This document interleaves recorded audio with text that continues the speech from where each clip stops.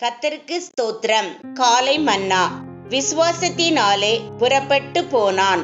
விசுவாசத்தினாலே ஆபிரகாம் தான் சுதந்திரமாக பெறப்போகிற இடத்திற்கு போகும்படி அழைக்கப்பட்ட போது கீழ்ப்படிந்து தான் போகும் இடம் இன்னதென்று அறியாமல் புறப்பட்டு போனான். எபிரேயர் 11:8. விசுவாசத்தினாலே ஆபேல் ஒரு இரத்த சாட்சியாக மரித்து பூமியின் தாழ்விடங்களுக்கு இறங்கி சென்றான். விசுவாசத்தினாலே ஏனோக்கு மரணத்தை காணாத படிக்கு பரலோகத்துக்கு மேலே ஏறி போனான். விசுவாசத்தினாலே நோவா பேழைக்கு உள்ளே பிரவேசித்தான். விசுவாசத்தினாலே ஆபிரகாம் தான் போகும் இடம் இன்னதென்று அறியாமல் தன் தேசத்தை விட்டு வெளியே புறப்பட்டு போனான். விசுவாசத்தினாலே கீழ்ப்படிந்தான். கீழ்ப்படிதலுக்கு மிக பெரிய தூண்டுகோலாயிருப்பது விசுவாசமாகும். கீழ்ப்படியாமையானது சந்தேகம், அவிசுவாசம் ஆகியவற்றின் தெளிவான அறிகுறியாகும்.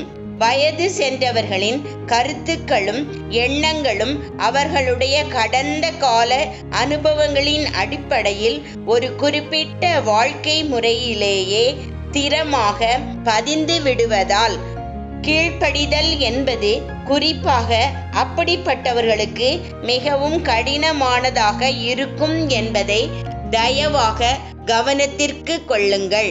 தங்கள் ஊழியத்தினின்று ஓய்வு பெற்று சொந்த தேசத்தில் மரிக்கும்படி தங்கள் தாயகம் திரும்பும் நவீன காலத்தின் சில மிஷனரிமார்களை போலல்லாது ஆபிரகாம் தன்னை தேவன் அனுப்பிய தேசத்துக்கு சுவிசேஷத்துடன் புறப்பட்டு சென்று அங்கேயே மரித்த முதல் மிஷனரி ஆவான். விசுவாசத்தினாலே ஆபிரகாம் போகும்படி அழைக்கப்பட்டான். தான் எங்கு செல்கிறான் என்பதை அவன் அறியாதிருந்த போதிலும் தான் யாரோடு செல்கிறான் என்பதை அவன் அறிந்திருந்தான்.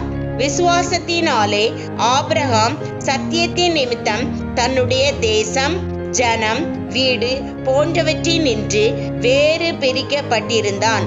சத்தியத்தின் நிமித்தமாக நமக்கும் கூட ஒரு வேறு பிரிதல் அவசியமாகும்.